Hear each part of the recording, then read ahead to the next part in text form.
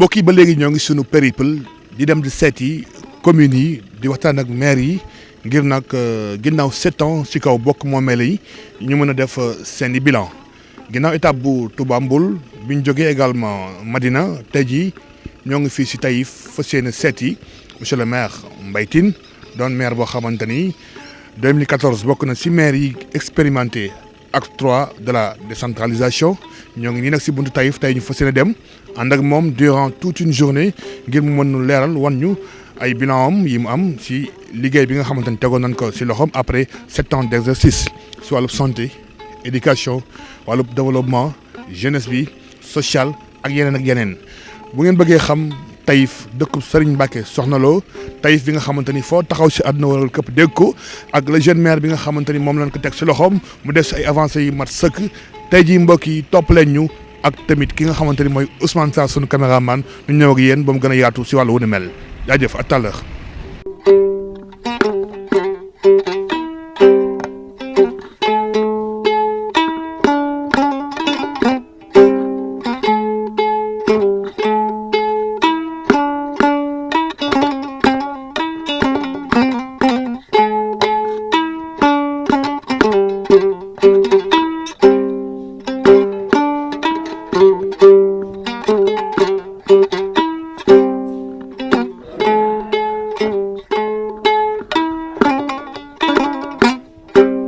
bienvenue mbokk yi ci xibaar 24 TV ñu koy amale saa su nekk dem di seeti bokk moomeel yi waxtaan ak jaraaf yi rawat na ci élection yi ñu jëm di élection 2022 ci mois de janvier bii ñeel seeni bilan tey jii dañuy dem ba Taïf commune bu Taïf mi ngi ci département de Mbacké région de Diourbel bokk na ci gox yi ko wër ci penk bi Sadio Gànnaar Darma nekk ci Louga bu dee sow bi Touba Mosquée ak Madina ñaari gox yooyu nekk ci département de Mbacké commune bi li fi yeewoo toll na ci 19 000 habitants ak du tegal ci biiram am na 32 villages waaye tamit ci biir 32 villages yooyu 15 ñoo ci officiel am na tamit ay hameaux gox bii nag buñ ko waxee di dëkkub diine ndax ku ni Taïf sa xel dem ci Cheikh Modou Moustapha moo ko sosoon en 1939 ku ni Taïf sa xel dem ci sëñ Cheikh Mbacké Gaynde Fatma Serigne Mbacké Soxna Lo Serigne Abdou Fatah Mbacké ba ci tey jii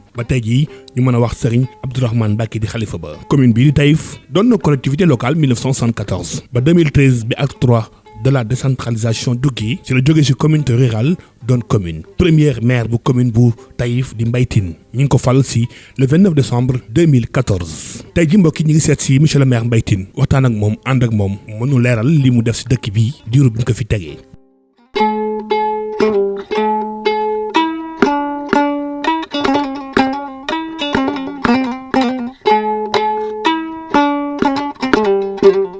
dañ koy tàmbalee nag ci gox bi Taïf commune li mu njëkk def bokk na ci fexe ba tali bi ñu goudronné ko ci ay pexem ndaxte nag ku fi yàgg di ñëw xam ni jafe woon na pour nga agsi fii ci ay nid de pôle fexe na également ba jéggaani centre de formation professionnelle boo xamante ni sax mën nañu wax ni ñetti téeméeri millions la ci ministère de l'emploi de la formation professionnelle de l'apprentissage et de l'insertion def bu paree dina nekk centre bu mag ci département de Mbacké dina tamit bokk ci li doxal Taïf formé ay doomam également recevoir yeneen apprenants yu jóge ci biir Sénégal rawatina ci département bi amal nañ fa doxum nemmeeku liggéey bi fa mu tàmbalee ba fi mu yem ak njëriñam ëllëg. beaucoup je pense que centre de formation professionnelle sax bu ñu koy xool bokkul suñu domaine de compétence mais bi ñu gisee ne à Taïf dañu am benn centre boo xamante ne mu ngi ci abri provisoire maanaam ci ay fu ñu nekk dañ leen ko àll dañu gis ne te gis nañu centre bi am na avenir ci dëkk bi dañuy dem wuti centre de formation professionnelle depuis 2017 ñu ciy dox c'était avec le ministre Mamadou Talla ensuite moom moo ñu ko accordé loon ba ñu démarré par la suite monsieur le ministre Dame Diop ñëw donc c'est un centre moderne dont le coût global plus investissement et tout c'est 300 millions l'un des centres les plus modernes moom la président di wax naan dafa bëgg am 45 centres de formation ci département bu nekk ñun nag dañu bokk ci premier lot bi donc je pense que dans un mois on va réceptionner le centre mu nekk sur 4 hectares 200 mètres sur 200 mètres am également lépp loo xamante ni nag jumtukaay la jëm ci tàggat ndaw ñi parce que dañuy jàpp ne tey ci Taïf lépp loo soxla ci métier war nga ko fi toog jàng ko fi pratiquer ko fi loolu moo tax ñu wuti ko alhamdulilah remercier président Macky Sall bi nga xamante ni tey dafa am lu ñuy wooyee la territorialisation des politiques publiques maanaam fexe ba gox-goxaat bu nekk li muy def àgg ci gox yi loolu nag moom da koy teg mais nag c'est au maire d'aller prendre ça. maa ngi fi représenté waa entreprise yu Amar Investing mooy ñu gagné projet bi quoi à Taïf. waaw plan bi benn terrain la boo xam ne bu 4 hectares léegi ci 4 hectares yi nag 6 bâtiments moo fi nekk bâtiment bu ci ëpp mooy bâtiment administratif mooy bâtiment principal ensuite logement bi mooy bu ñu nekk ni aussi atelier électricité ak 3 salles de classe 3 blocs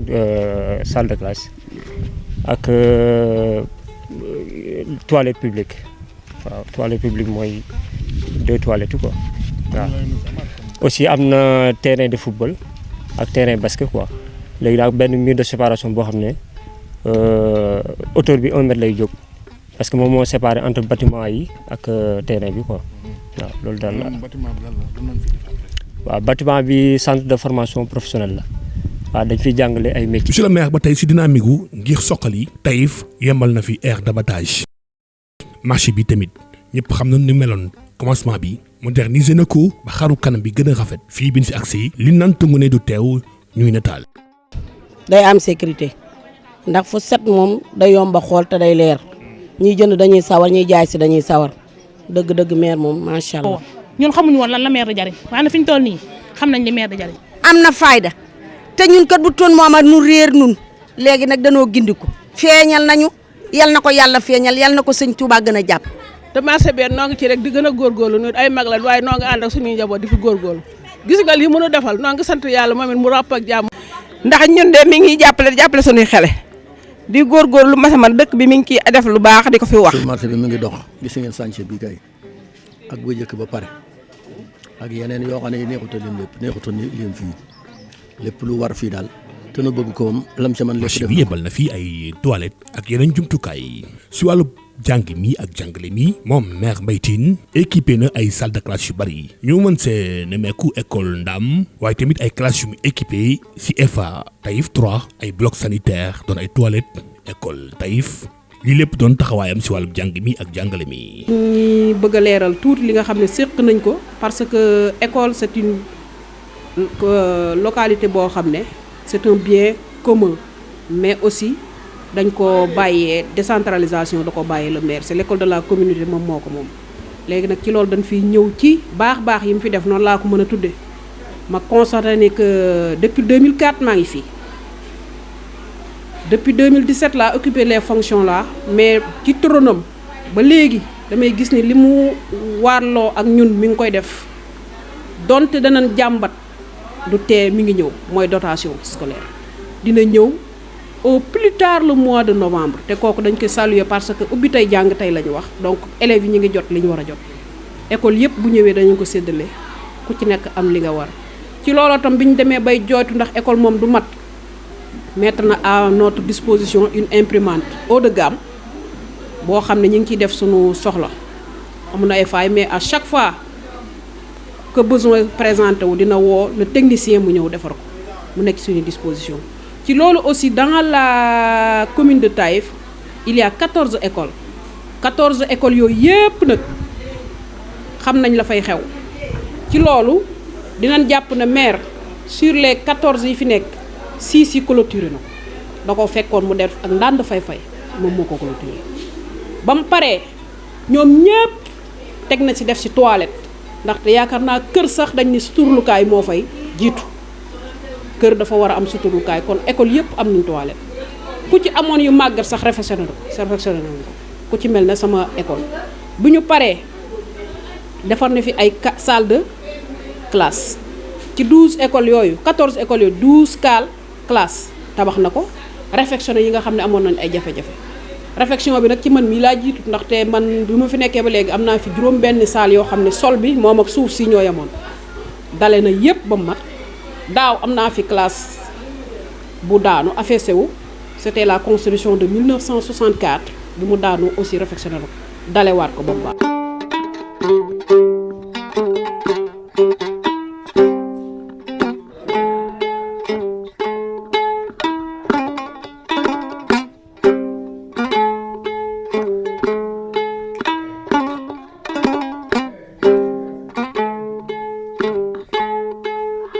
ba tey ñu ngi si biir Taïf poste de santé bii am na si taxawaay bu mat sëkk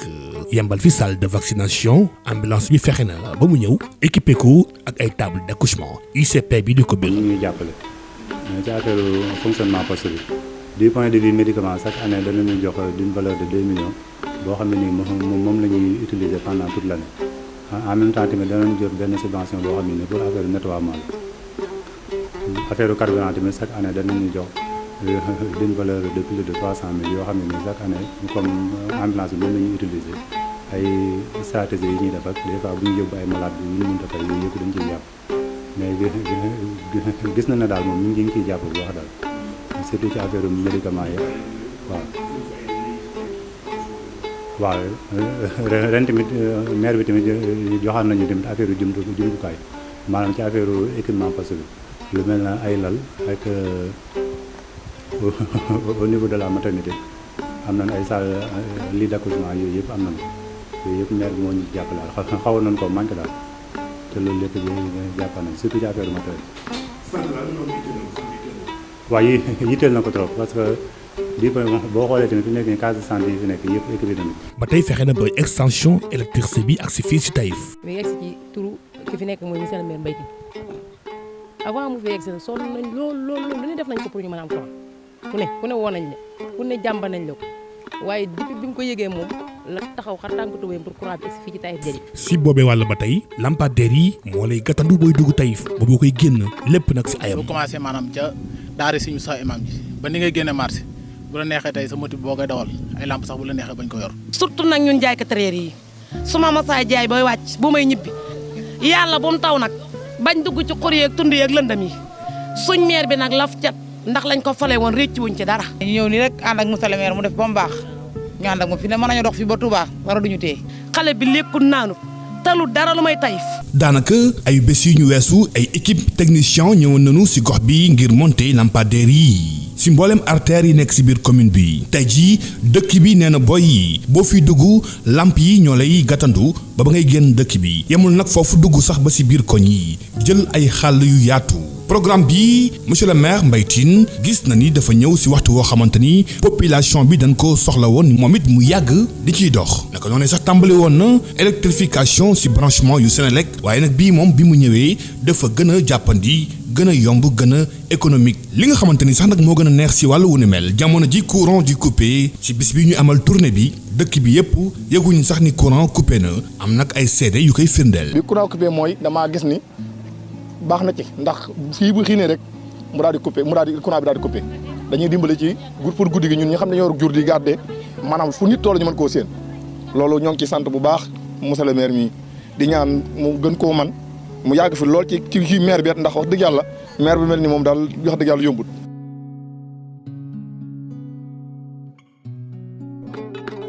bu dee si wàllum accompagner jigéen ñi seen yokkute fexe ba seen jafe-jafe wàññeeku moom maire Mbaye Tine yembal na fi moulin à mil batteuse à mil ba si ay presse à huile pour jigéen ñi mën see yëngu créer tamit ay périmètre maraîchère lu ko jiitu si wàllum éducation lycée bi donte sax du compétence am fexe na ba yembal fii ay bloc sanitaire ngir ñi fi jàng si ba si stade municipal bii nga xamante ni fekke woon na ko si anam yu doy waar fexe na bu muré ko également moom monsieur le maire. comme ni ngeen ko gisee rek ñoo ngi fii ci stade bi nga xam ne avant moom muy ñëw monsieur le maire Mbaye Tine terrain vague la woon boo xam ne fu waaye jaar daan jàll mais moom bi mu ñëwee ci la ak ambition ak gis-gisam bu yaatu xam ne produit nawetaan la produit de la jeunesse ci la def vraiment ay jéego yu am solo ba collecter ñu terrain bi nga xam ne ñun ñi nga xam ne ñoo ngi football ci terrain bi équipe yi ñëw buñ paree dañuy am aussi quote-part ndax dañuy def entrée buñ footballee pare ñu diviser ko ñu am quote-part di ko sant bu baax nag ndax vraiment depuis ba mu fi nekkee ba léegi mu ngi assister la jeunesse sport de manière générale muy ci nawetaan bi ak salle karatéka yi ak tout ce qui lie à l'sport ndax mu ngi ñuy jox dotation fonds de dotation yi nga xam ne pour sport la mu ngi ñu koy jox di ñu appuyer ci maillot di assister final yëpp muy coupe maire aussi mu ngi koy tëgg ba mu fi ñëwee ba tey championnat sax buñ ci amee jafe-jafe parrain moom monsieur le maire moo koy engagé vraiment daal ñoo ngi koy sant di ko gërëm ndax gis nañ ne vraiment maire bu dynamique la maire bi nga xam ne mu ngi assister population di assister ndaw. lépp nag doon taxawaay bu mat sëkk si biir Taïf commune diggante 2015 ba 2021 mu doon ay jéego yu am solo.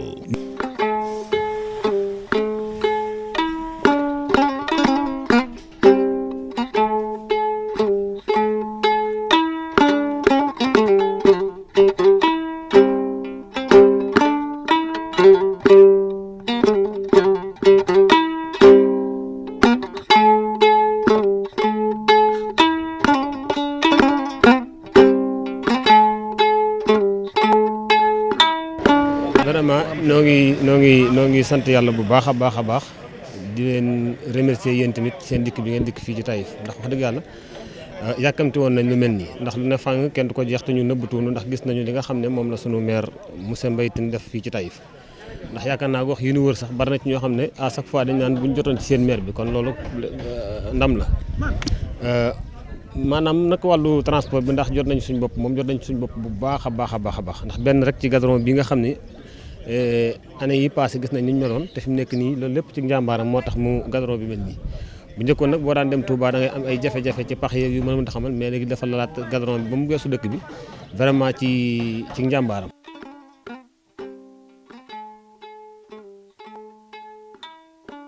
waaw fi mu ñëwee baax na soxla na fekk na fu mu noonu soxla ko lool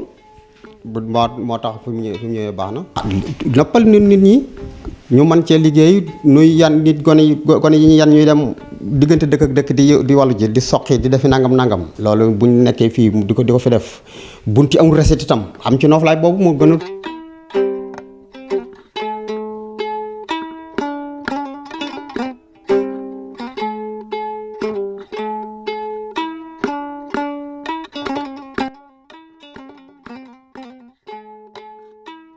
ñu ko waxee woon ci tàmbali bi dëkk bi am na fanweer ak lu tegal ci ay village bu si nekk nag am na si taxawaay bu dee si Daaru Minam Mbàkke yembal na électrification bi si gox bi boole kook tamit jébal leen ay moulin à mil. monsieur le maire moom taxawaay bi si suñ côté moom rafet na ndax def na fi courant def na fi machine wax dëgg yàlla loolu génn ci commune bi itam suñu wàll ngi. li mu def ci dëkk bi mosu fee am na fi ay at mosu fee joxe ab xaalis mosu fee am dara dinañ ko jàppale suñu mbokk ci gépp wet xam na dëkk bi xam na. bi ñu jógee foofu dem nañu fi nga xamante ni mooy Ndiori Ndiofo fii tamit amoon nañu jafe-jafe ndox lu yàgg sax nag maire bi mu ñëwee tey jii de population bi ñu ngi si gis seen bopp. dañu ñàkkoon ndox ñu ngi koy wuti Daaru Minam di yenu di sonn ak wut suñu mbaam di tàkk Mbaye Tine ñëw fii dimbale ñu ba ñu am suñu tiwo léegi moom ñu ngi sant ñu ngi ko sant ñu ngi ko gërëm. li ma leer bi leer na ma ñetti téeméeri at rafet na ci li ma gëstu ma dëkk bu fi sënc bu ne fii nga ko fekk amul benn dëkk bu ko jiitu fii kilifa yi nee tey kooku ci laaj mu wax la ko yàlla moo tax yaa ngi dégg coono bu ne daj nañ ko fii ku ne jaar na fi defuluñu dara ñu ngi ñuy seetaan dañuy doon rooti Daaru Minam li ma lay wax yàlla moo tax ma wax ko ñu dem tàkk saret gone dem daanaka moom mbaam ma dee fa du benn du ñaar bi Mbaye ñëwee fii moo ñu jàppale keroog biñ ko waxee baat ak tontu la mu defal ñu ko te gox bi mën naa la ne gox bi du ma fi gone mag laa mais li mu def fii gisuguma ku toog fii def ko gisuguma ko wax dëgg yàlla Mbaye ñu ngi koy ñaanal di ko remercier yàlla naka yàlla jàppale ci taxawaayam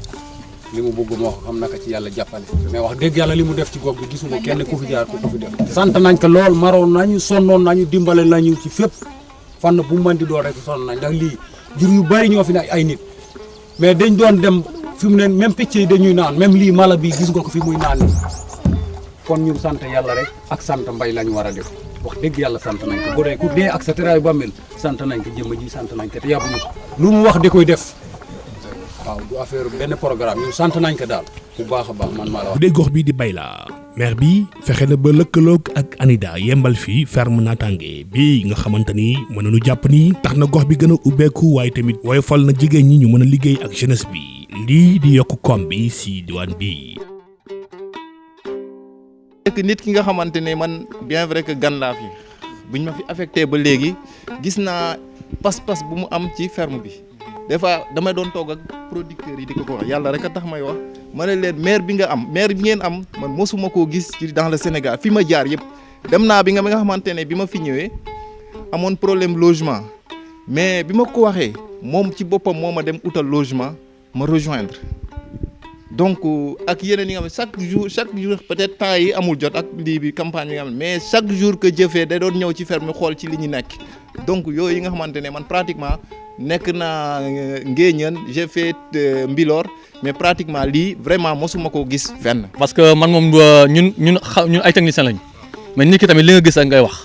waaw ñun li ñu gis moom vraiment c'est macha allah maire bu mel nii ah man de chaque jour dama koy bàkkoo fu mu nekk ak fu mu nekkul même mu nekkul jëmum moo tax ma koy wax mais li muy man maire yi ma gis fii am na yenn zone lañ dem maire sax duñu leen gis ñu taxawee noonu moom vraiment macha allah amuñu rien à dire moom chaque jour day impliqué wu si gestion si doxalinu tool mbaa moo ngi dox mbaa amu leen jafe-jafe ah nan laa war a def ba affaire bi gën a baax ainsi de suite vraiment bu ñëpp meloon na moom Sénégal lañ dépassé. di rafetlu tamit monsieur le maire lii nga xam ne andil nañu ko fi ndax dañ daan xëy rek di tëdd ci suñuy kër dawuñu def dara tey nag bi ñu fi indilee xëy mii tey ñuy xëy dikk di daan suñ doole luñ ci amee yóbbu ci suñu njaboot ak jàppale suñuy borom kër loolu moom dañ ciy sant bu baax te ànd cee kontaante bu baax a baax. ba tey si Bayla poste de santé bi nga xamante ni bu njëkk ba case la woon maire bi boo ko équipé defaraat ko ba mu nekk poste mu doon nag lu mucc ayib tey gii nag fekk nañ fa lenn si personnel bi ñu koy biiral.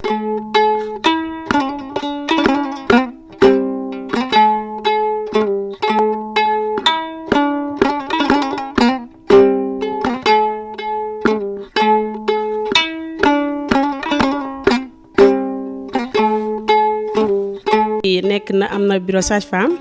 am na bureau ICP am na maternité ak dépôt fii garab yi nekk pharmacie bi nekk na fi ak salle de vaccination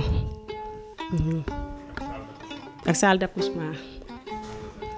waaw magasin yi. baax rek te ñun ñu yàkkamtoon ko lool ñu ko monsieur le maire indee moom ñu ciy sant rek di ci gërëm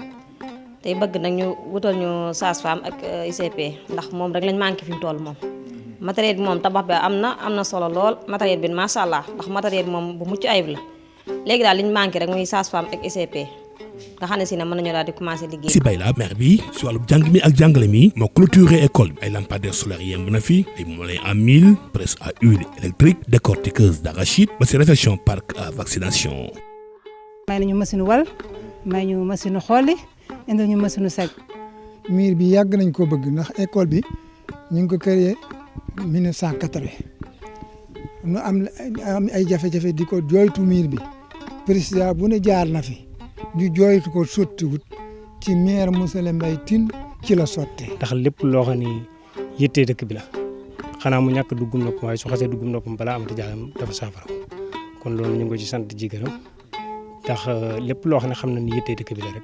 moom yitteem la. beneen diwaan a ngi nii di digg wolof fii maire bi yembal na fi courant bi nga xamante ni dafay nax saa yoon moom de bi ñu teewee si la askan wi am tawfeex. da nga chargé sa portable rek da nga dox lu mat un kilomètre ba la ko jege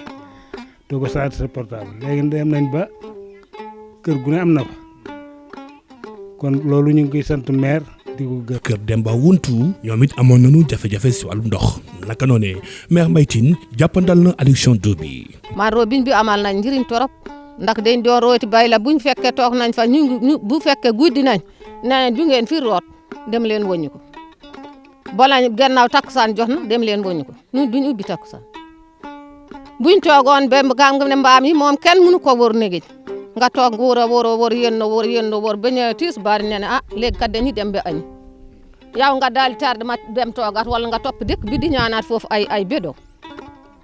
waaw bi mu fi taxawee nag heure buñ jóg ñu. Bombali fii école bi moo ko clôturé def si ay toilettes indi fi moulin à mil ak presse à huile pour mu jàppandi si jigéen ñi.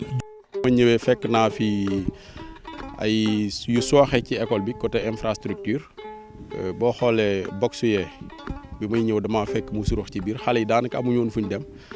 parents d'élèves yi ñoo débrouillé woon ba am benn cabine mooy bii ci côté bi noonu dañuy sàkket wërale fi su école tëjee ñu fabaat sàkket yi deñ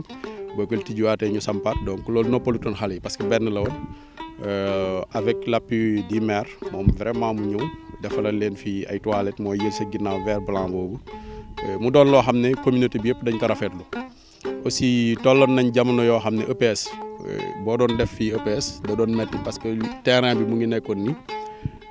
da ngay defar ba pare sa terrain sareet yi ci biir la ñuy def yoon ci biir la ñuy jaar jur gi si biir la ñuy jaar xale yi te danger la woon si ñoom mu ñëwaat encore clôturer waatal ñu école bi mu doonaat beneen satisfaction boo xam ne wax dëgg ñëpp a ngi koy rafetlu gis ngeen clôture bi yàgg ko fay def bu bees la ñu rafetlu ko bu baax aussi waaw di ko jaajëfal bu baax te xamal ko ne aussi askan bi yëpp moom sant nañ ko ci gërëm nañ ko ci. mbay li mu def ci suñu dëkk bi dafa bari gu moo toogoon di la ko fi limal yaakaar naa ne ci am yit naa ko fàtte waaye defal ko kenn boppam la ko defal ndax lan nee naa ko tey boo doon ndew dugg ci biir dëkk bi maam ko da nga gën a góorgóorlu lool parce que ñëpp ba ci bëccëg sama. ñun waa Boumbaale ñoo ngi ci moom ndax kat ñun bu du woon ak moom duñu xam dara nag ci ñun ci gouvernement bi ñun kenn musu ñoo boole ci lenn xamuñu woon na maire am na Taïf mbayee wotar yi ñoo woonu mbayee yorub xaalis woonu dina jox mbay miiral nañu sunu école bi may nañu 2 machine mbay lampe bu fit fay mbay taal na ko boole kook am yitte ci ñun nag lépp loo xam ne suñu yitte la suñu waxee mbay rek mbay taxaw na ci ñun ñoo ngi ci mbay li muy liggéey ci biir Boumbaale gi daal bu fekkee moom lay liggéey ci commune bépp mbay moom na commune bi te du ko bokk. Dior Bango fii tamit adduction d'eau ak moulin à mil yemb na fi grâce au maire Mbaye Tine. Daaru Ndiaye kër Serigne Bathia amoon nañu jafe-jafe ndox bu tar amul woon courant également école bi moom it naka noonu yokk na fi 2 salle de classe équipé ko def fi ay blocs sanitaires waaye tamit moulin à mil.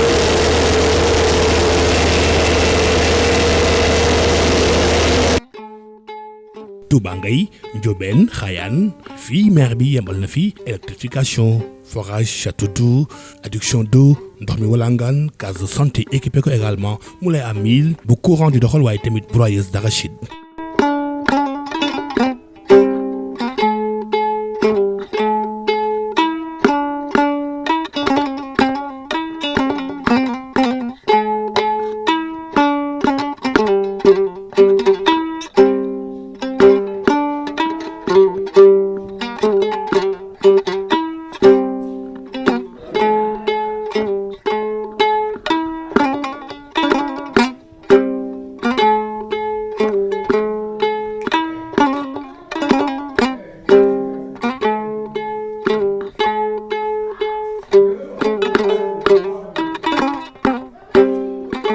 ba ci Daaru Salaam Ngay ak Thiarène fii maire bi moo fi yembal courant bi indi fi ndox mi indi fi 2 moulins à mil ak parc à vaccination bi nga xamante ni jàppandi na loolu.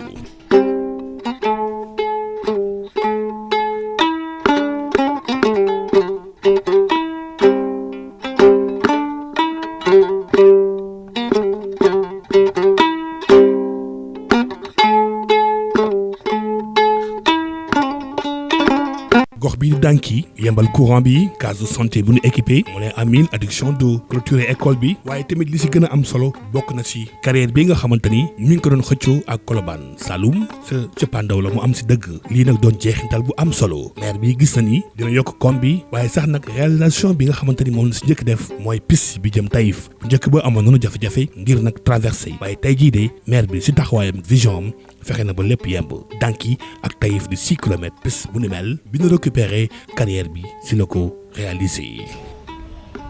donc carrière la boo xam ne lépp lu ñuy def ci wàllu yoon ci biir département bi ba ci sax tabax bu ñuy soxla béton rouge bi fii lañ koy wutee donc mooy carrière bi ëpp en tout cas ci département bi te li muy jëriñ également dépasse na département bi. ci biir commune la bokk. waaw ci commune Taïf la bokk parce que j'allais dire que amoon na sax litige foncier bu amoon diggante ñun ak waa Colobane litige boo xamante ni yàgg na parce que carrière bi exploitation bi mi ngi nekk ci ñu ngi ko commencé ci jamono tubaab bi dañ commencé exploiter carrière bi bon muy partie bu mu am comme ni dañu frontière ak Colobane amoon waxoon ne moom lenn li di ci ëpp bon bi ñu ñëwee nag en 2015 wër carrière bi xool dëkk yi ko wër bokk Taïf ñu gis ne kon lii waru mën a bokk Colobane mu nekkoon na xaw xëccoo ba xawoon na metti mais ñu ànd ceeg askan bi chef de village yi kilifa diine yi chef de village yi ak population yi ñu def sitting def marché def lépp bloqué carrière bi finalement aussi ñu jaar la procédure administrative bind nañ fi ñu war a bind yëpp ba yàlla dogal ministre des collectivités territoriales arbitré donc woo ñu Colobane woo ñu Dakar man ak maire Colobane bi en présence de l'agence du directeur de l'agence nationale de l'aménagement du territoire ñu génne photo scientifique yi arbitré wala ne carrière bi ak li ko wër lépp ci commune Taïf la bokk loolu mu ngi am le 29 juillet bi passé 2021. ginnaaw loolu ban apport la mën a indi sur commune. waaw carrière mën na andi apport bu bari c'est vrai que mine bokkul ci domaine commune mine état ko moom mais nag mine mu ngi ci biir mine mu ngi ci foncier mënoo wax miin maanaam mënoo wax ci suuf te newoo ci kaw te ci kaw lépp état mairie moo koy gérer ba tax na donc ñun ñu ngi tax xool ni ñu ko réglementé ba mu jëriñ askan bi. d'ailleurs ci loolu sax bi ñu jotee carrière bi léegi ak léegi juillet la mois de juillet donc 4 mois la 3 mois c'est ay 4 mois la war doon tey entreprise yi fi commencé liggéey signé nañu ak ñoom ak convention ba ko ñu commencé defar benn piste bu 6 kilomètres diggante Taïf ak Danki te yaakaar naa ne carrière bi yàgg na fi trop mais mënuñ laa wax lenn lu mu jëriñ commune Taïf amuñ ci population yi ko wër dara loo xamante ni tey mën nga ci teg sa loxo ne lii carrière bi dañ ko moo tax ñu am ko ñun nag bu ñu ñëwee ba moom carrière dañu ne dootuñu nangu ku ñëw rek exploiter carrière bi dem c'est vrai que Sénégal ngay construire mais nag il faut commencer par Taïf loolu moo tax ñu négocier ak entreprise bi fi nekk di liggéey pour mu defal ñu piste boo xamante ni mu ngi toll ci 6 kilomètres te loolu bu ñu ko doon évaluer dina toll ci 60 millions hors TVA.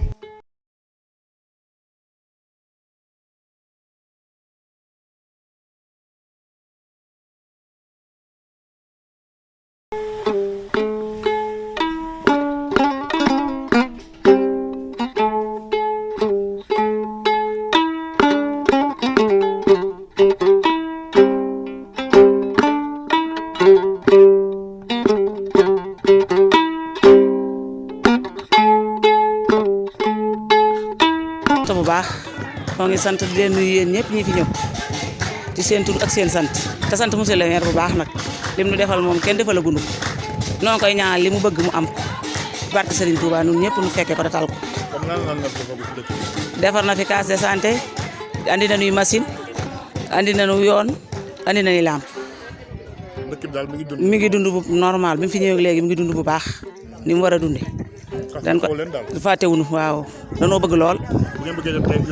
yoon wi rek la ñuy jël léegi nag bu ñu bëggee faju dem suñu case de santé faju te kenn duñu takkal saret ñu dem Taïf. am na ndox am na lépp noo ngi koy ñaan ak ñaanal suñu chef du village bee nag mu jàpp lool ci dëkk bi amul bu amul daal dëkk bi rek ko ñor. ku ne xam na ne yàgg nañoo bëgg yoon waaye ci loxo maire la yàlla dogale mu jaare ci indi fi piste bi te ñuy séentu tamit mu ñuulal ko incha allah waaw. maanaam piste bi yan jeexintal la am seen dund. jeexintal bi de xanaa jeexintalu bégte ak jàppandalu yoon dem beeg dikk bi ndax ku ne xam ne ne Taïf ak Danki ak Darou Islam Danki benn dëkk bi la suñ lépp fa lañ koy fa la aju kon nag bu dikkee wutu yoon pour yombal dem beeg dikk bi. boobu jeexantal daal lay am ci ñun waaye du leneen lu mu doon. à part ça am na leen lu mu defaat si dëkk bi gis nañ fi école bi mise na ko poste kii case de santé bi courant loolu lépp waaw romb na loolu ndax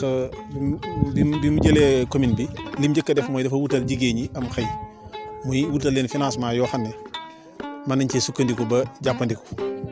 ba mu jógee ci loola tamit ku ne xam na ne soq ak walak yooyu dafa jeex ci réew mi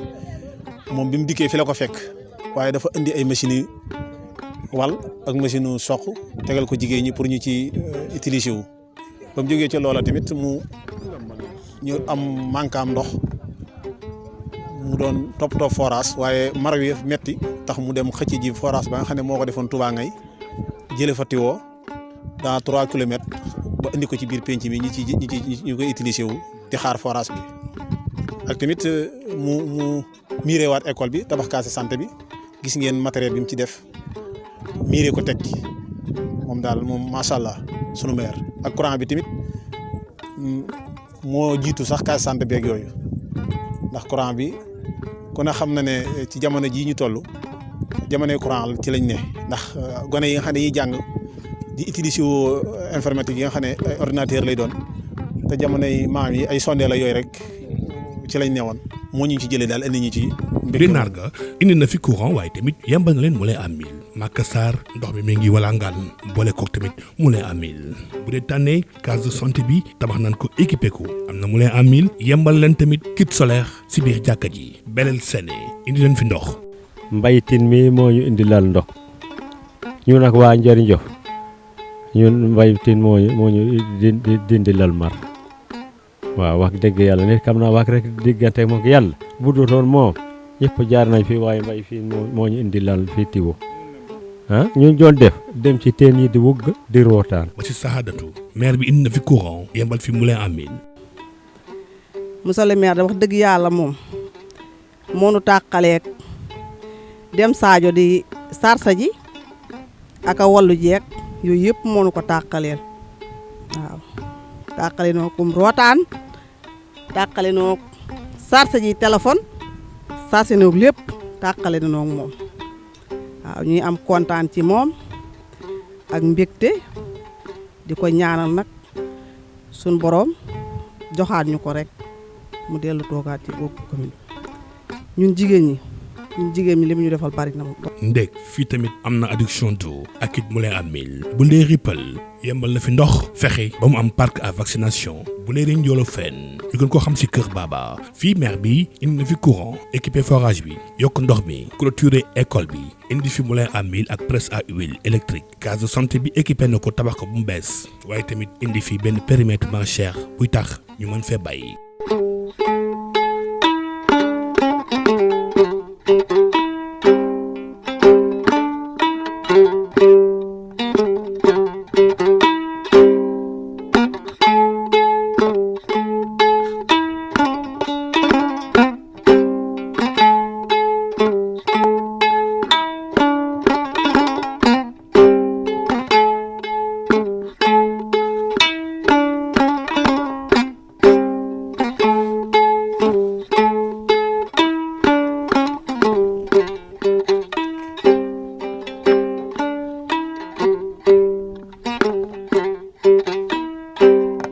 case bi moom la case est parfaitement équipée, elle est bien équipée. kan ñun kay monsieur le maire ca kaw ca kanam monsieur le maire moom waxuñ dara ci moom ca kaw ca kanam rek dañoo bëgg incha allah élection locale yi mu am à 100%.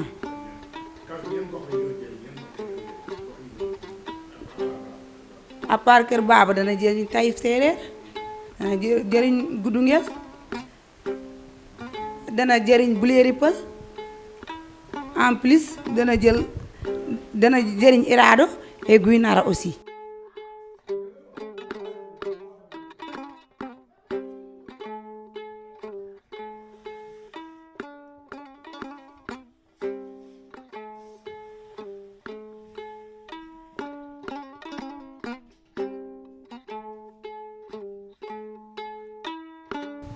waaw fii li ñu fiy bay instant bi moom bari na mais pour le moment ni nawet bi moo fi ñoragum mais am na soble am na kànji am na kaani salade am na kaani xeeñ am na carotte am na salade am na basante am na jaxute loolu lépp ñu ngi ko fii produit ak tamaate ay légumes waaw am na tamaate. comme quoi ay légumes tuuti maraîchère la lañ koy def waaw. lépp yem na ngeen koy organiser na ngeen koy superviser na ngeen koy matérialiser. waaw en fait fii damaa ñëw fekk fi ay benn saal ñoom Omar jiite ko nekk président bi ma nekk këram PDC indi ma fi en tant que technicien horticole léegi dama ñëw comme noor bi fii liggéey daaw fi bëre comme kaa que ni ñoom nawet bi kese lan daan liggéey noor bi duñ def dara léegi nag ñu ñëw fii génne loolu fii daal maanaam. daaw qualité suuf bi non non pas vraiment parce que fii seen sol bi sol joor la dafa am acide lépp léegi mais dinañ fexe def le tout daal ba suqali Irada indi na fi électrification adduction d'eau ak Moulin à Mil Gudungel Pël Gudungel wala fii tamit naka noonee Moulin à Mil bi yemb na fi ndox mi ngi walangaan Badji Séeréer am na adduction d'eau am na Moulin à Mil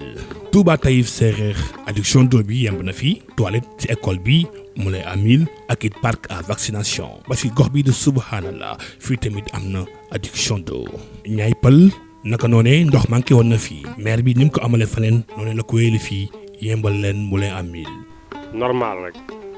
bismillahi rahmaani rahim alhamdulillahi rabbil alamin rahmaani rahim maliki yawmi diin iyyaka na'budu wa iyyaka nasta'in ihdina sirat almustaqim sirat allazina ana anta ali xayril maxdubi alayhim wala daalin man daal li may wax maire moom liggéey na fii maire moom wax dëgg yàlla mbiram moom normal na diggante wóoga ak Guy Naru ak ñaay moom macha allah ndax ndox lañu ko ñaanoon ndox mi ñëw na machine lañu ko ñaanoon machine mi ñëw na léegi nag den yàlla na am taxawaay bu mot ba si Daaru Bayla indi na fi ndox indi na fi courant waaye tamit yembal leen Moulin à Mil. waaye monsieur le maire moom taxawaay ci dëkk bi xanaa dañuy cité ay quelques waaye li fi def lépp sax mënu ma ko wax franchement parler la moom jàmbaar la fi mu ñu fekk la ak fi mu ñu indi laal macha allah kontaan nañu trop fekk nañu ci benn milieu boo xam ne ci métti na trop lëndëm gi métti woon na doon am ko sarcé mais courant bi yëpp moo ñu ko lijjanti loo xam ne ci yàggul dara en tout cas daal amuñu lu ñu koy fayee en plus tamit machine wal boobu bii moo ko fi teg case santé bi fii la ko fekk mais nag course maam jéego yu bari mi ngi ko ci doxaale ci biir en tout cas daal bari loo xam ne réeroon nañu mais moo ñu fu sori. Déguine Séeréer tabax na fi ñaari classe ak i bloc administratif ay toilettes indi fi ndox mi Moulin à Mil également. lii doon lenn si ay gox yu nu lim waaye des na tamit yu takk yoo xamante ni sax nag jaaruñu fa. wane réalisation yi foo ko naturel na ko si wàllu ndox si wàllu courant si wàllu ay Moulin à Mil ngir jàppale jigéen ñi ak yeneen jumtukaay lu si mel ni ay case de santé. sur le plan administratif Touba Naba lañ koy woowee fii réalisation monsieur le maire bu ñu koy wax fii ñu commencé rek ci électrification bi la parce que tey fi ñu ngi ko créé 39 Touba Naba 40 te lépp muy dëkk Cheikh Mouhamadou Moustapha ndax doomam Cheikh Ibrahima Mbacke moom moo nekk fi di rakk ci Gaynde Fatma donc électrification moom fi mu ñu yóbbu dafa kawe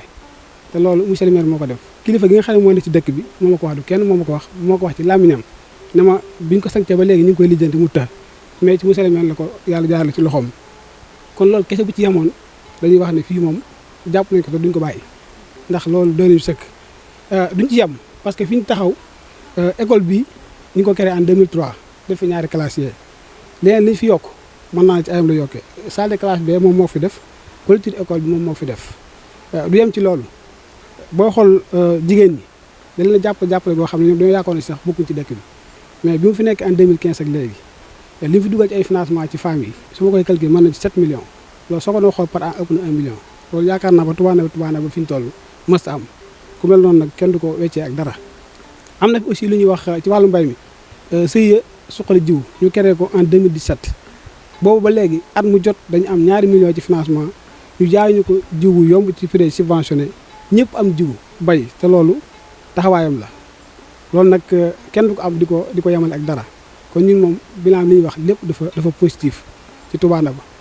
mën nañ ci wax ci lu yaatoo yaatu nag ndax li ñuy wax fii mën nañ ko wax ci dëkk yëpp ndax ñun ndaw lañ dañuy yëngut tooguñ ci dëkk bi lañ nekk activité yëpp dañ ciy nekk mais li ñuy wax fii mën nañ ko seede ci dëkk yëpp ne bi fi nekk ak léegi taxawaay boobu la fi nekkee fii ci Touba Naba nag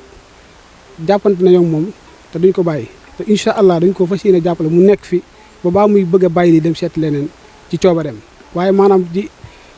li ñu koy waxee jongante rek jëlee ko fi bu dee dëkk bii rek jongante moom du fi mas a jël incha allah. Monsieur le maire Mbaye Tine ci taxawaay bi mu am ngir soxali gox bi lu tolloog 23 si ay GIE agricole formé na leen boole leen ak ay kuréel ñu lebal leen xaalis ngir ñu liggéey lu tolloog téeméer ak fukki millions mi ngi seen dootu ñu si liggéey di si am koom yemul foofu juróom-benn fukk GPF formé na leen également yemal leen crédit lu tolloog 50 millions de francs CFA ñu gis taxawaayam si Covid 19 bi mu lëmbee réew mi fii si gox bi di Taïf lu tolloog 15 tonnes de riz la séddale juróom-ñetti junne si ay masque boole kook ay gel ay saabu liquide eau de javel également naka noonu la amee taxawaay bu mat sëkk si wàllu fourniture scolaire yi si école élémentaire yi ak préscolaire yi di joxe ay garab lu tolloog 2 millions par at indi na fii corbillard bu bees tàq di dimbali également étudiants yi si wàllu subvention matériel de nettoyage ay poubelle ngir ñu bale râteau lépp yembal na ko lu tolloog 300 personnes la ñu formé si wàllu maraîchage wàllu pavage wàllu aviculture yar ginaar transformation céréales locales saponification jus de fruits tabax na lu tolloog 351 toilettes doon ay latrines yoo xamante ni si village yu fasantikoo si biir commune bi la ko yóbbu maire Mbaye Tine su cëppaandaw la amal na waxtaan bu am solo si digganteem ak askan wi dellu siwaat si taxawaay bi ak li ñu ko dénkoon gis ni kat askan wi ñoo ko fi tax a toog. merci beaucoup maa ngi leen di nuyu bu baax yéen waa Xibaar 24 di rafetlu également seen tawaay ci commune bi. Effectivement, nous sommes élus maire de Taïf le 29 décembre 2014. Commune de Taïf nekk ci département de Mbacké région de Diourbel mu nekk également chef-lieu d'arrondissement ci wàllu Saloum gi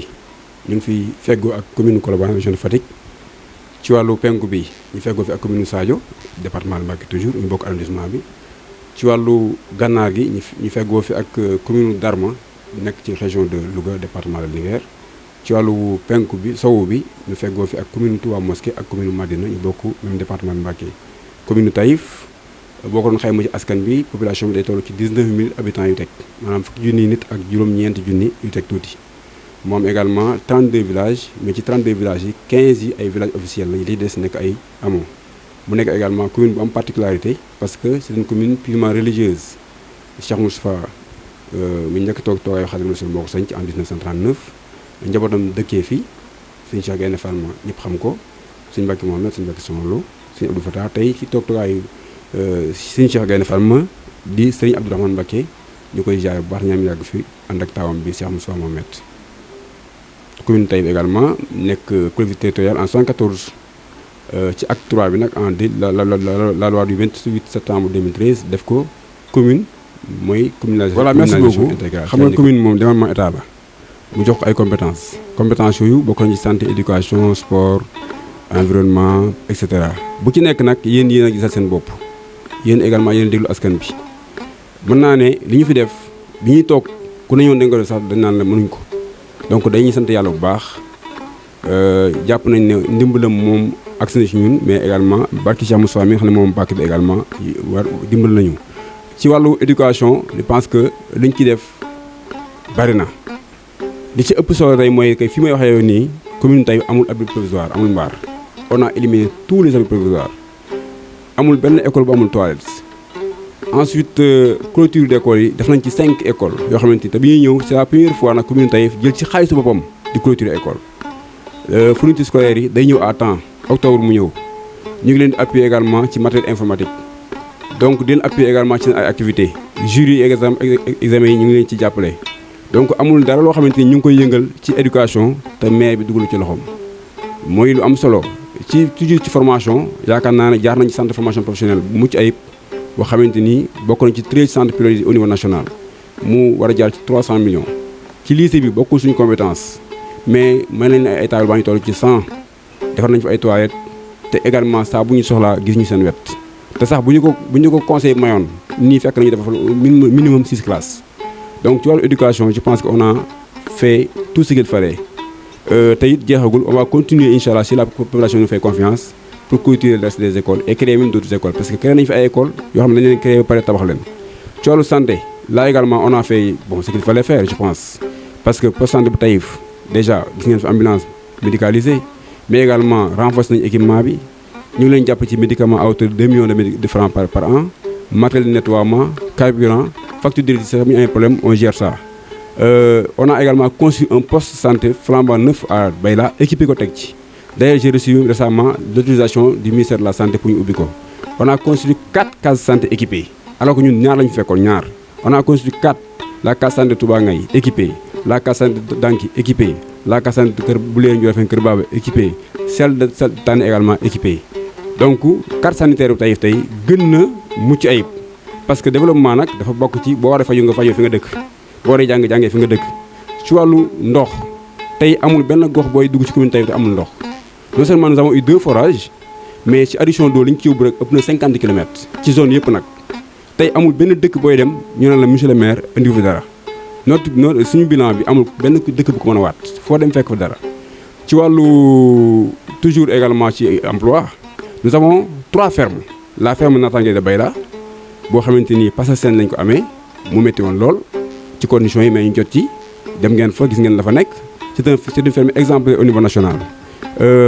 Taïf am nañu fi ferme boo xamante ni ñu ñoo ko mettre en valeur à hauteur de 5 000 avec nos partenaires Agri-Sud international Kër Baba am nañu ferme bu fa nekk avec le PUDC ñu ngi envisagé beneen 4e ferme à hauteur de 193 millions qui sera financée par la banque mondiale à Darou Salam Ngay te loolu lépp day indi ay xëy ci gox bi parce que nee naa fii commune bi li ñu fiy def mooy bay ak càmm kon booy def activité da nga ci war a jël loolu en compte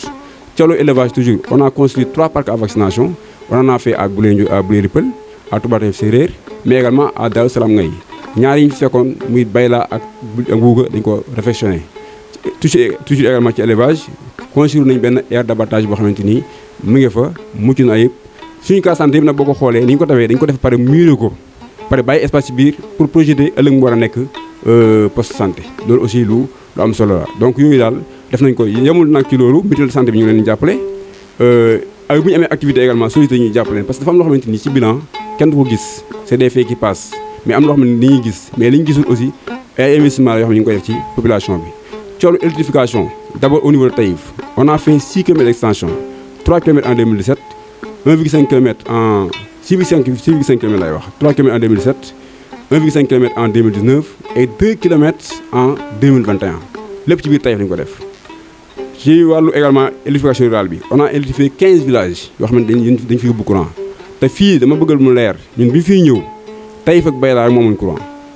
actuellement on en a 15 de plus yoo xamante ni am nañu courant loolu lépp ñu ngi ci sant bu baax le président Macky Sall parce que la commune n'a pas les moyens pour électrifier mais quand même on a l'audace également le courage et la volonté de demander et d'obtenir auprès de l'État l'électrification de tous ces villages là ci wàllu également éclairage bi toujours ñu ngi def entretien bu mucc ayib également ci dëkk yi ba Taïf yëpp biir Taïf également c'est vrai que maa ngi félicité Modou yi mooy jàppale ci entretien bi au niveau de Taïf centre mais village yi ko wër yëpp également ñu ngi def entretien bi périodiquement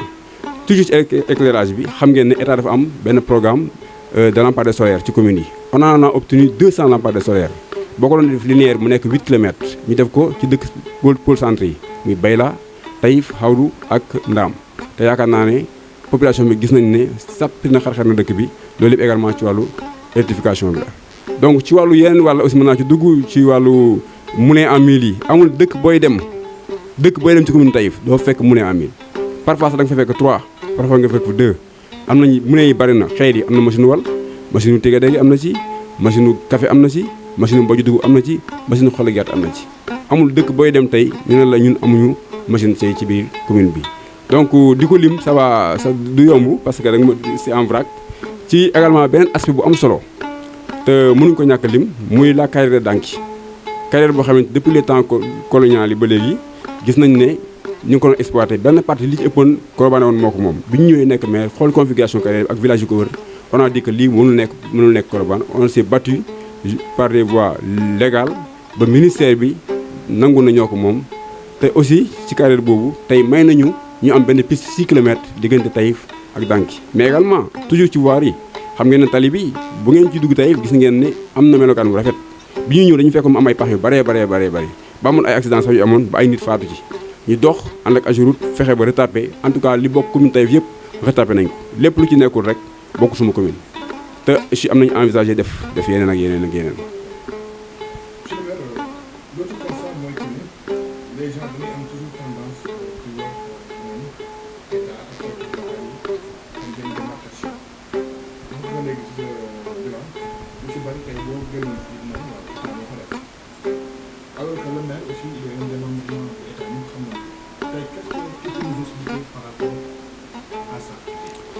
waaw xam nga loolu ñu koy wax dañoo xamul esprit de la décentralisation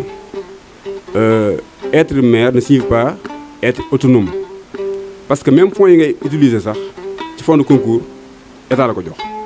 dafa am lu ñu wooyee deux investissements l'investissement direct l'investissement indirect l'investissement direct commune moo jël budget orienté ko ci maire bi suivant sa vision parce que c'est le maire qui définit la vision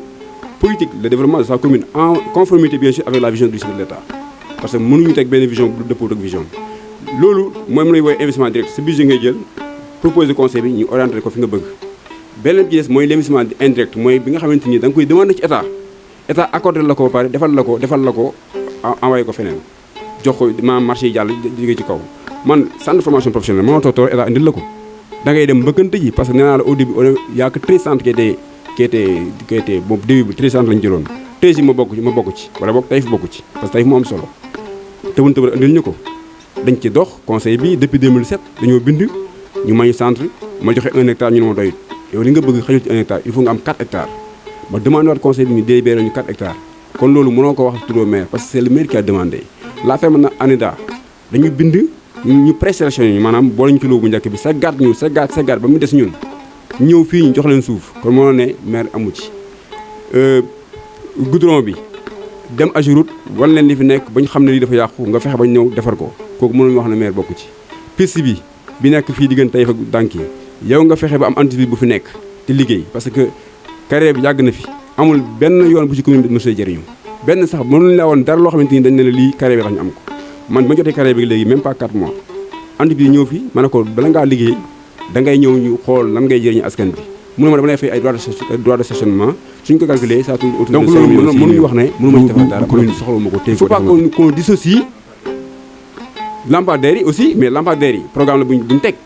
mais programme boobu je pense que au début c'était 100 et quelques villages ñoo ci am 100 et quelques communes sur 557 communes mais loolu da ngay buuxante pour am ci n'est-ce pas nekkul dañu lay bëgg loo neex moo tax ñu ñëw na la kaay ñu defal la ko déedéet da ngay gis ne état am na programme mu teg nga dem xool jël sa wàll li ñu yor matut état nous sommes un pays en voie de développement li mu yor matut bu ko tegee ci taabal ji ña fa jiitu rek ñoo koy jël ña fa jiitu nag mooy ñi nga xam ne dañoo farlu gëm ne dañoo war a indil seen commune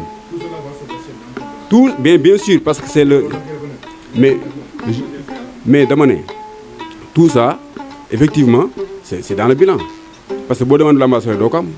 boo demandé lu ferme ak doo ko am boo demandé lu CFP ak centre de formation doo ko am mais loolu nga demandé boo demandé électrification de 15 villages doo ko am on a écrit Senelec déplacé mission jox ko ordre de mission mu ñëw présenter ñu ko avec notre lettre une copie nañu wan ñu fan nga bëgg nga war ànd ak ñoom ci comité la woon dëkk par dëkk di leen présenter dëkk yi ak seen qualité dëkk maanaam ci sayu dëkk yi li ñu taxawee pour ñu defal la fa courant bu ñu ñëw ci wala ñuy ñëw lu ñu def yaa leen koy defloo bu war a yokk yaa ñu wax yokk leen fii tag leen fii ligne bi kooku je pense que moo ci génnee maire FERA mais FERA aussi programme la boo xam ne le fonds d'entretien routier autonome muy programme boo xamante ni da jël ay ndaw ñuy nettoyer tali yi yaakaar naa ne fii ci département Mbacké ak Touba ñoo ma ci jiitu ma topp ci loolu lépp day wane ne maanaam dina parler solo également Mbacké ak Touba ñoo ma ci jiitu ma topp ci dëgg la dama am commune boo xam ne dama am ay atu dama am ay avantage dama am commune bu am ay carnet d'adresse dama koy exploité dama am commune boo xamante ni foo ko tuddee ñu xam Taïf mooy fan loolu soo ko amee da nga koy exploité pour mu jëriñ dëkk bi tur dëkk bi da nga koy exploité pour mu jëriñ dëkk bi mais doo toog rek naan Taïf sinon du dox donc jàpp naa ne on ne peut pas dissocier les deux.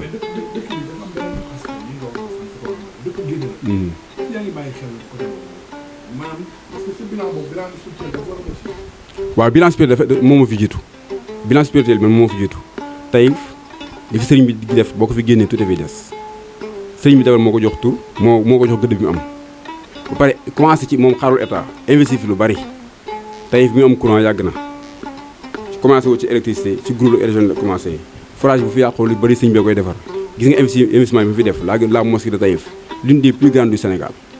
boo demee pare ba naka noonu donc ñun dañoo gis ay kilifa yoo xamante ni dañu wan yoon dañu commencé investir ñoom ñun nag aussi ci côté administration dañu war a roy ci ñoom fexe ba lépp lu baax ñu indi ko fii parce que ñoom li ñuy def nii dañu bëgg wan ne lépp lu baax dañu ko war a indi fii waaw mais màggal yi fii je pense que amul benn màggal benn cant benn gàmm boo xamante ni maire Taïf dafa dem teew fa def li nga xamante ni moom la attan amul nous sommes présents ci cérémonie religieuse ci cérémonie yëpp même sax au-delà des màggal day cant day gàmmu xew yi sax dañu fay dem ay ngénte jéet yooyu yëpp sax dañu fay dem parce que dama jàpp ne un maire il doit être proche de sa population dañu war a jege sa askan bi surtout nga nekk ndaw nag yónnee yeeg yooyu moom jaru ko parce que boo nekkee ndaw mën ko an kattan da ngay dem ànd ak sa délégation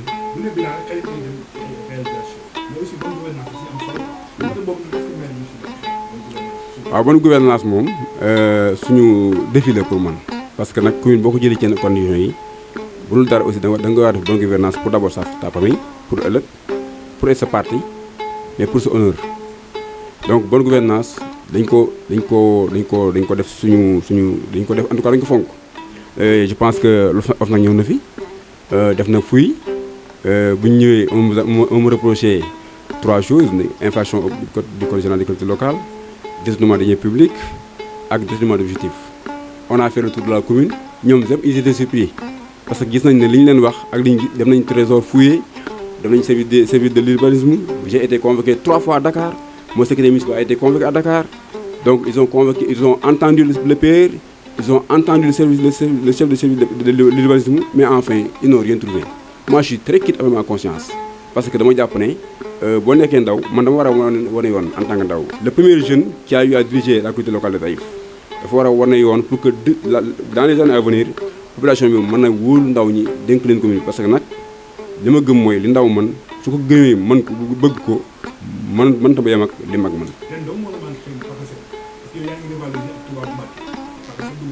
waaw PACASEN dugg ko fi waaw critères yi xam nga dafa am lu ñuy woowee PACASEN rural ak PACASEN urbain donc critère bi PACASEN bi njëkk am 123 communes yi ci bokk c'est les communes urbaines à hauteur de 123 milliards état mi ngi préparé benn PACASEN rural à hauteur de 300 milliards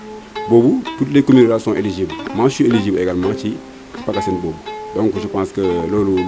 lu am solo la bu ñëwee également on va dañ ko dugal fi ñu ko war a dugal parce que ñun li ma gëm mooy des dépenses il faut les rationaliser. soo wëree commune bi nga xool investissement yi ñu def sur fonds propres laa wax les postes santé les cases santé les murs de clôture les toilettes les classes àll bi ci marché bi ak yeneen tuuti da ngay gis ne lii lépp ci fonds propres la da ngay gis ne lii pour nga mën ko def il faut nga rationaliser ces dépenses il faut nga yemale si il faut nga tas ko ba secteur bi na gis ci boppam mais il faut nga sakkanal ko également. waaw xam nga sport moom man je suis un produit du mouvement sportif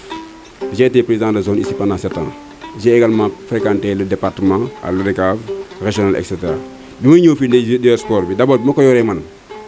dafa yëngatu woon ndox am fu mu toll maa ngi fàttali final yoo xamante RTS sax dafa ñëw ay parrain Pape Diop président du Sénégal et cetera bi ma nekkee maire aussi terrain bi boo fa demee da nga gis ne dañ ko clôturer te bi ma fi nekk man président zone naan dafay fay la woon fu la neex taxaw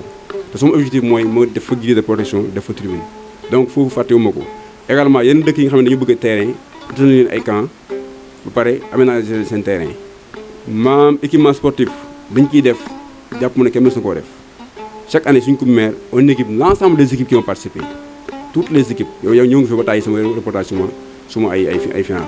donc ndaw ñi mënuñu leen fàtte te it ferme yi ñu fi def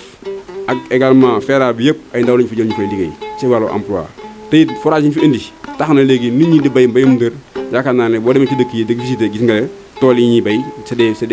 des champs individuels.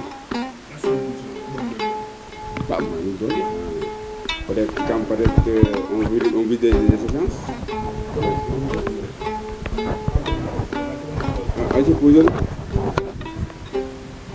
donc yow dañu wax bi ngay ñëw du suffrage direct moo la fa. dañu xool suñu conseil am circonstance tax nekk maire mais bi nga nekkee maire da nga am benn légitimité comme bu la neex. liggéey nga am nga bilan mais am nga des adversaires politiques. adversaires tels que c'est l'ancien président communal Serigne Fallou Mbacké nekk conseil départemental te benn énorme jël ko muy Mame Touré est-ce que loolu am na fi fekk non sans compter ñu wax ni la jeunesse da doon dund après Bara Kaw dañu Bara Kaw après lépp boo ko boole est-ce que du nekk ay voilà merci beaucoup dama bëgg nga wax mooy ci Sénégal ban maire actuellement nii mooy maire boo xamante ni ak conseil municipal falu ko tous les 557 maires tous les 45 présidents de conseil départemental sont élus dans un conseil municipal ou dans un conseil départemental parce que boobu suffrage c'était suffrage indirect la woon pour le maire man dama toog ci conseil bi ne candidat la du man donc maa nekkoon candidat am na ñeneen ñi fi nekkoon 4 personnes ñu ne candidat lañ conseil bi souverainement mu tànn ma loolu lan moo ko ëpp légitimité de manière transparente premier tour deuxième tour ñu ne mbayti nañ moo ñu doy man dama ne élection locale yi 2019 2014 yi du ma ci sous-vêtement ñetti morceau laa ci dama battre campagne nekkoon un état agent de l'état am tuuti doon participer économiquement yoroon administration bi fu ñu dem may wax kenn saraxuma loolu la preuve bi sëñ bi démissionné dañoo ma tànn ne maa leen doy loolu légitimité la déjà parce que 46 conseils bu la ñëpp tànnee ne yaa leen doy ñu ci ëpp légitimité la biñ ci génnee nag am na faay parce que politique moom bon day am ñi jaar nii mais sama légitimité a été confirmée par les populations dañuy dem 2017 législative ñu gagné les 8 centres sur les 9 ñu dem présidentielle 2019 ñu gagné 9 centres de vote yi kan moo gën a légitime kon. oui.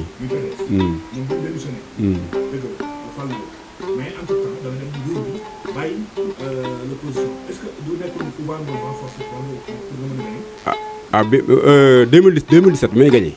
législative yi boobu courant tàkkul ci benn dëkk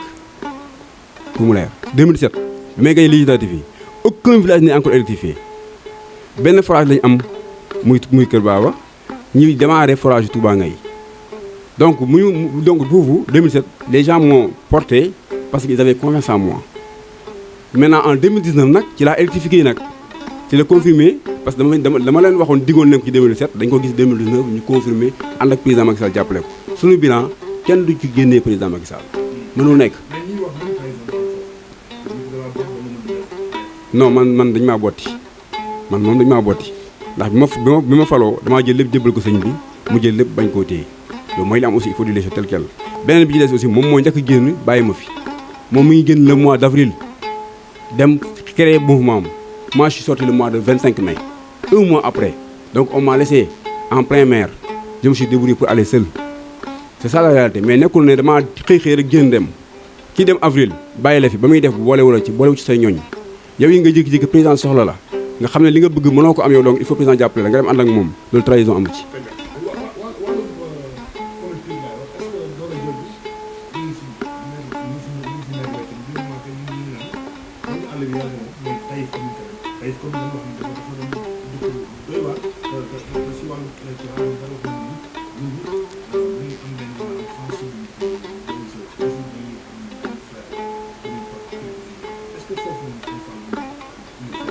Babacar man gëwuma ne àll bi maa ko moom man gëwuma loolu parce que ay nit ñi souverain bu ñu naan àll bi mu yaa ko moom rek dafa am lu muy tekki xam nga muy tekki mooy Mbaye Tine moo ñëw jox leen seen gëdd ñoo amutoon ñoo fi nekkoon nekk ay Sénégalais comme ñëpp amuñu ndox amuñu courant amuñu fu ñu fajoo Mbaye Tine ñëw jox leen ko ñu xam ne kii kat mu ngi leen bàyyi xel bu ñu naan ñoo ko moom ñoo ko waroon jox ko moom ñoo ñu fi nekk jiitu fi pendant 12 ans ñoo ko waroon moom ba pare mais comme defuñu fa dara ma ñëw def fa dara loolu moo tax ñaan maa Mbaye Tine moo ko moom. Taïf Centre également li ñu def fii Taïf Centre li ñu def ci investissement Taïf Centre boo ko boole yëpp moo mën li ñu def ci àll bi yëpp waaye bien sûr léegi kon loolu di wax loolu maintenant aspirologie bi ngay wax ñu ay taalibe lañ dañ ko doon démb moom lañu mujjee parce que moo ñu ëppal njëriñ mais nag gis nga politique vision la du leneen te li ngay wax nii bu fekkoon moo am kon duñu gagné 2017 duñu gagné 2019 am parce que ñu gagné 2019 ñu am ndam.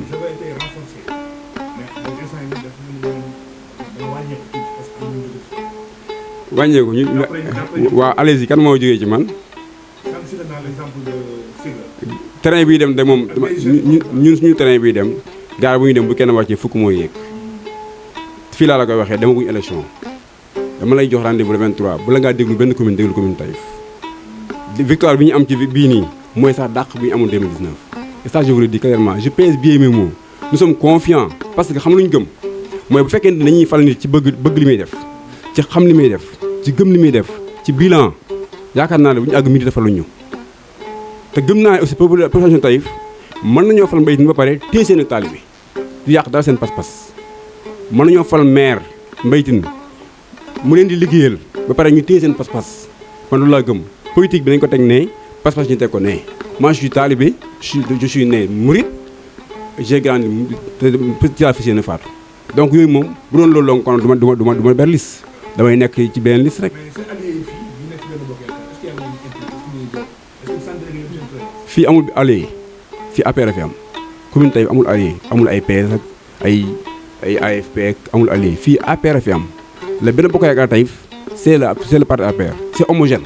c'est pas hétérogène ñun neen la damay sant bu baax président Macky Sall parce que bi ma tànnee def ma nekk tête de liste bi commune bi population bi surtout la base ñoo ko njëkk a confirmé te avant loolu ñu ngi ko doon réclamé président def ko ñu confirmé ko donc fii liggéey fi am lu am solo dama fekkoon waaw mais xam nga politique choix la ki choisit écarte ah moom bu gisee ne kon moom dafa bëggoon nekk candidat jëluñ ko ah moom na xool la moo tax président jëluñ ko dara mënu ma ko yàqaal parce que victoire laa bëgg dinaa ko am incha allah mais la jeunesse man ce que j'ai fait pour la jeunesse aucun l'a fait pour la jeunesse maintenant dafa am loo xamante ni bu fekkee nit dafa jàpp ne ci wax ci la war a amee li mu bëgg ci la war a jëriñoo Taïf man ma jël jëf fi ci jëriñoo Taïf bàyyi askan nañu xool ndax dañuy jël jëf bàyyi wax en tout cas yàlla moom gëwuma dina fay wax di bàyyi jëf. ah man nag campagne dama ko commencé tàmm nag commune Taïf dama ko miin avant maa nekk maire fi ma toll nii buñ gëmmee mën naa boo jógee fi ngay dem commune village yeeg benn kër yeeg ñaari kër yeeg dama ne la lépp laa miin parce que je suis un homme de terrain dama nekk jeune pendant presque 10 ans doog ak nekk conseil municipal pendant aussi 5 ans doog a ñëw nekkaat beneen mandat en tant que maire donc bii mooy sama deuxième mandat en tant que conseil commune bi dama ko miin dëkk bu ne dama ko xam miin ko bii lu jiitu nag bu fàtte ne j'étais le secrétaire général de l'UJTL